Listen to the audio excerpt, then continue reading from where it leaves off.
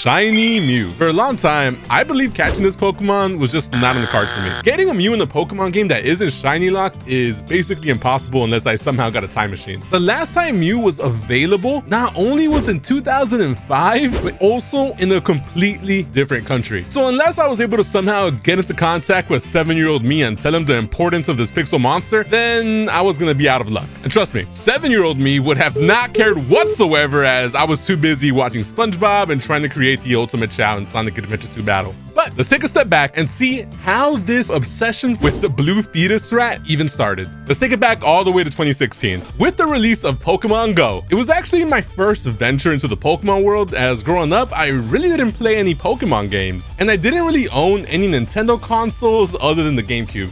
And the Wii. Don't forget about the Wii. We can't forget about the Wii U though. I was more of a PlayStation guy. My favorite game characters were Sonic and Crash growing up, so Pokemon really didn't have any space for me. However, there were games that I absolutely adored, and those were collectathons. So when Pokemon Go came out, I finally understood why it was fun to catch them all. I remember running across Santa Monica Pier in a mob of people, all because one person said that a Dragonite spawns 1 block away. There was at least 100 of us running from one side of the pier all the way up that hill. If you've ever been to Santa Monica, you know what I'm talking about. Guys, I would wake up first thing in the morning and I would check my Pokemon Go account just to see if anything rare spawned near me. You know, catching and owning something that was rare and not many people had was just something that had me hooked from the start. So imagine what would have happened when I found out of the existence of shiny Pokemon. You're telling me that there is something even more rare than I can have that is not only a Pokemon, but it also sparkles? Sign me up right now. I don't care. I need it.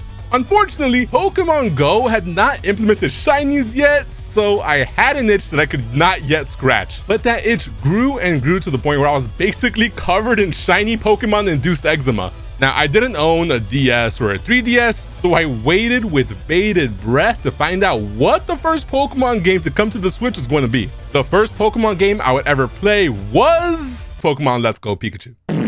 Now, at the time, guys, the Pokemon Company had me hook, line, and sinker, as the Let's Go games were literally catered to players who started with Pokemon Go. So to me, these games were the shit. Now that I knew I could finally shiny hunt for the first time, I wanted my first Pokemon to be an absolute banger. So I decided I needed to get myself a shiny Ponyta. We'll get to Mew later. Now look, it was my first blue shiny, which would pretty much tell you guys that yes, my favorite color is blue. The pieces are adding up, guys. Over the next few years, I'd become just an avid fan of catching shinies. Dude, I was watching A-Drive shiny reactions of the week every single week, and I would spend all my free time looking for shiny Pokemon, all the way into the Sword and Shield days where even more shiny hunting opportunities arose. And then I started asking myself a question. I'm getting all these shiny Pokemon, but what is the rarest shiny Pokemon?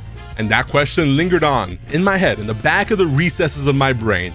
It ate away at me. Now fast forward a bit. Dynamax Adventures have came and gone. We had our DLC out, and shiny hunting for these legendaries had basically gotten super boring for me. And this was around the time I actually started streaming, so I was trying to spice things up a little bit. So I was stuck between doing a shiny hunt in Pokemon Coliseum, I was gonna go for shiny Suicune, or do a shiny hunt in the Crown Tundra. I was gonna go for the Reggies, probably like Regieleki or something, which is when I came across the YouTuber Sonics. Sonics is a full-on shiny hunter who specializes in catching rare shiny Pokemon in the older generations. So I saw in one of their videos, they caught themselves a shiny Mew. And the first thing they mentioned was the fact that he was able to get to the faraway island using a cheating device. So this had my mind blown, as I previously believed that shiny Mew was just completely unobtainable. I thought the only way to get shiny Mew was on the Japanese cartridge, but apparently that was completely false. The event is on every Emerald cartridge. The only issue is actually getting to the faraway island. But once you're there, you're good, bro. You're set. You can shiny hunt to your heart's content.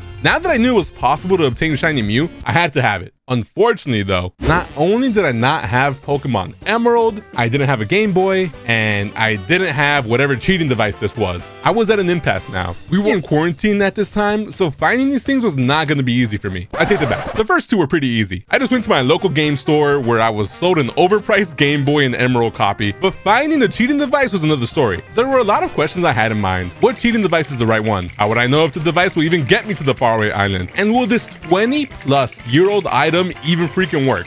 So after weeks of searching, I finally found myself a Game Shark for the Game Boy Advance that was being sold by some mom in Florida who was getting rid of her son's old things.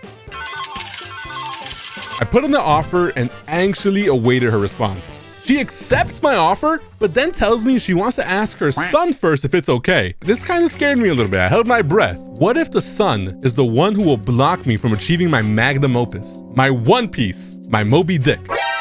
Well, the son didn't actually say anything and the item was shipped to me with no problem. There's a timeline though where that guy becomes my mortal enemy. By the way, guys, if you made it this far in the story, don't forget to leave a like. It helps me out a ton. Okay, now, with my Game Boy in hand, my copy of Pokemon Emerald, and my Game Shark, this one right here, guys, this is what it is right here.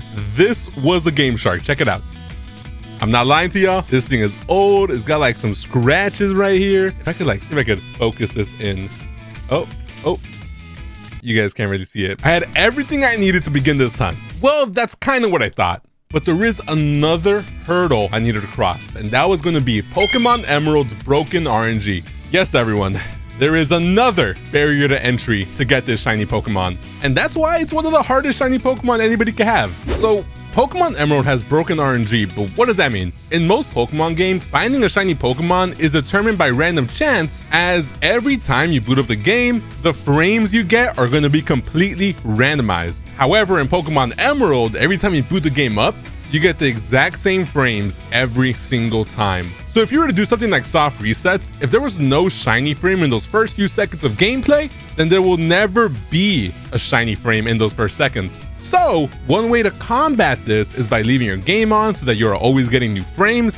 And two, you can just do random encounters or the runaway method, as it's basically unaffected and it works the exact same way. So with Mew, not only does it run away from you, making it so on each encounter you need to do a specific path you need to perfectly memorize, I also had to leave my game on for a long time in order to make sure I didn't re-encounter those same frames every single time over and over again. So this, on top of the fact that I wanted to stream this hunt, left me again at another impasse. Introducing the Game Boy Player. The Game Boy Player was an add-on that allows you to play the Game Boy games right on your TV screen. Not only was it really expensive, good luck finding one that has a disc to go with it.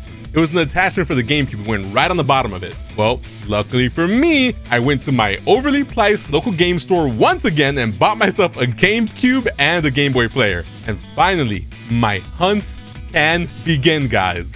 January 6th, 2021, my hunt began. Little did I know how long it would take me to get this shiny.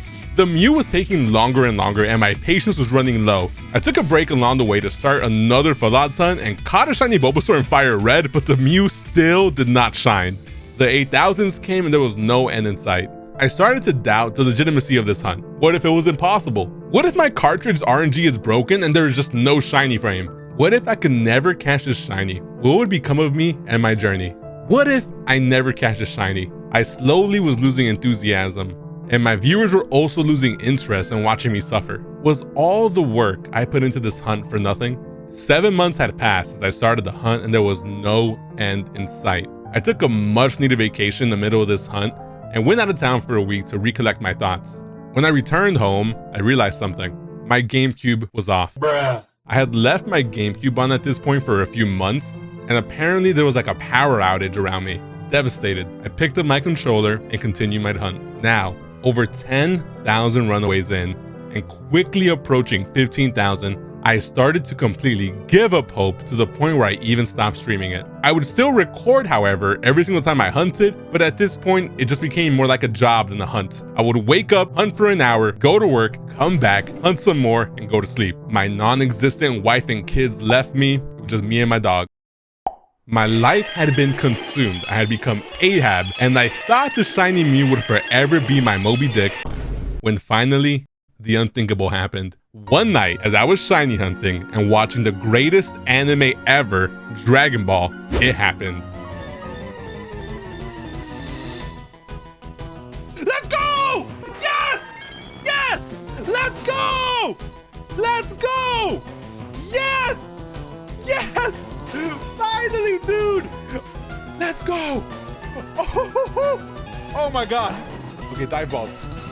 Okay, we gotta catch it right now. All right. Dive ball, use. Come on. Come on. Come on. Oh god. Oh no, no. What's it gonna do? What's it gonna do? Transform? It's okay. Have a master ball just in case.